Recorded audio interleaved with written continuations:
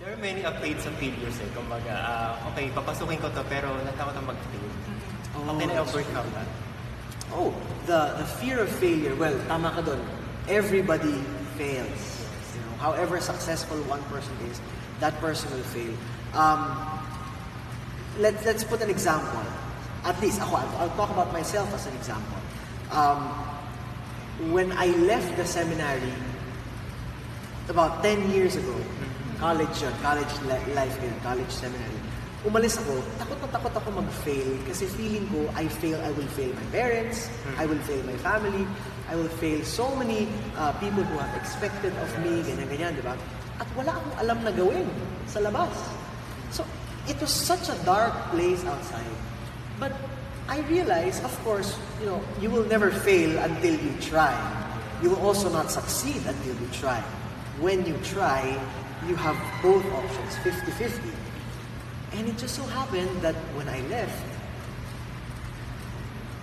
I felt na there were more successes than failures.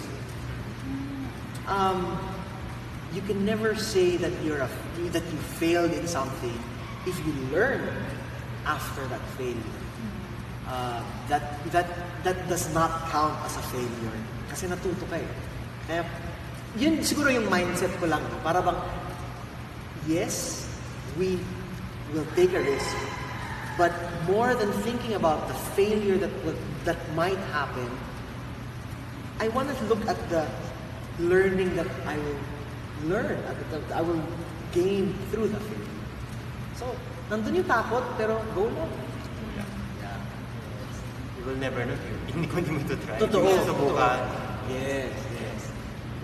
Then, ito, next question. Marami sa atin nakarealize sa expectation. How can we detach sa expectation ng iba? Oh, wow. Sa akin, mahirap ito, pero this will take a whole lot of being honest with yourself. Honesty with yourself. Yes, we have to be honest with others. We have to be honest with God, of course. We have to be honest with the people who are closest to us. But imagine, just talking to yourself, being honest with yourself, but don't stop there. Be honest with yourself and then bring that in prayer. Bring that to God. Lord, ito yung gusto ko sa sarili ko. Ito yung alam kong wala naman ako masasaktan, hindi naman ako mga abuso, hindi naman ako mga iskandalo. Ito yung gusto ko. Ano yung masasabi mo? That's what you bring into prayer. Because again, now, papasok ko yung prayer, no? Ang prayer natin kadalasan ay, Lord, ano yung gusto mo? Lord, bigyan mo ko ng sign. Lord, ganyan. And it's like we're groping in the dark, di ba? Kapag nagtatanong tayo from outside. Pero hindi. Let's first start with what we want. Let's start with something concrete. Kasi walang magagawa ang Diyos kapag tayo mismo, wala tayong gusto. Labas mo natin yung gusto natin. Let's try to create that. Let's make that very, very concrete, no? And then, Lord, this is what I want. This is what I have. What can you say about it? Anong masasabi mo? Anong gagawin ko? Since you mentioned that kailangan ko ng sign, I need sign, what are the other misconceptions of discernment? Misconceptions of discernment, yung sasabihin mo lang na, gusto ko to eh. Wala kayong magagawa. That's a misunderstanding of of peace. It's not peace. That's not being happy. Ako mismo, hindi ako nagtitiwala sa mga taong sinasabi nila, ito yung gusto ko eh. Because I feel that there's a selfish feeling there. Para bang, para naman yung tao sa paligid mo, para bang it's, for me lang to, a person who says, this is what I want and you don't have anything to do about it, is kind of still in a very self-contained person, pagkatao niya, ganon. So yan ang isang malaking misconception. Dito ako masaya, dito ako mapayapa, ito yung gagawin ko. Very perfect yung sa millennials ngayon. Oh, yeah, that's so true. Diba parang you cannot do anything about it. Parang nag-decide ako na gagawin to. Di ba, sabi nga sa nila, sundin ko ano yung nasa puso. Yun nga eh, Yun tama, yung ano, tama. sometimes kaso, yung heart's desire natin, kung hindi rooted sa prayer, Yes. rooted sa... Walang foundation. So also be careful about that. Yeah. Grabe. So far, yun palang naisip ko. Yung sobrang extreme naman yun. Yes. How about the science? Do you believe in science? Science? I don't believe in science, but I believe in consolations. Oh, what's At consolation? also from St. Ignatius of Loyola, meron siyang dinistinguish, sabi niya, for every option, there are what we call spiritual consolations versus spiritual desolations. And you will be able to distinguish between these two spirits if it is how do you say this? It is not just emotional, but it is something deeper.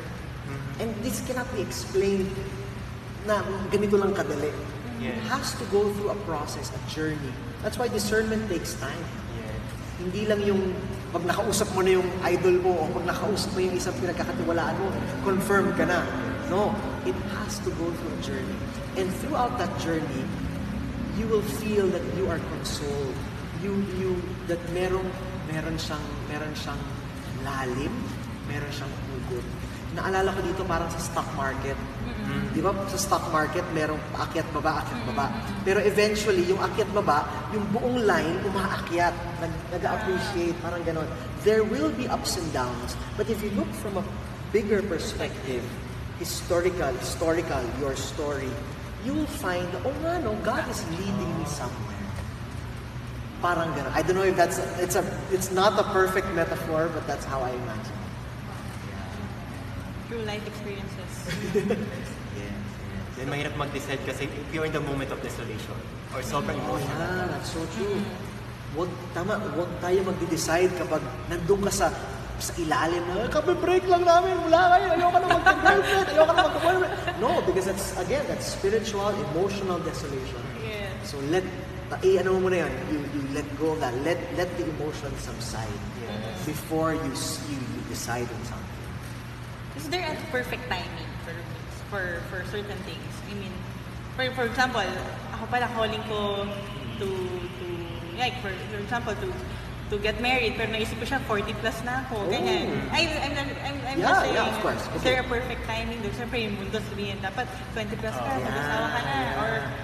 Or you want to create a business, you discern mo na mag-resign, pero nasa 50s ka na. Wow. Is there a timing for... My general answer to this is yes.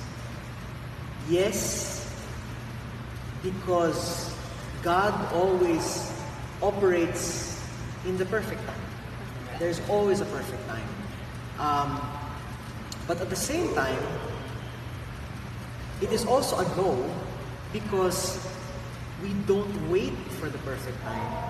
There will be times when kailangan mo talagang gawin ngayon na.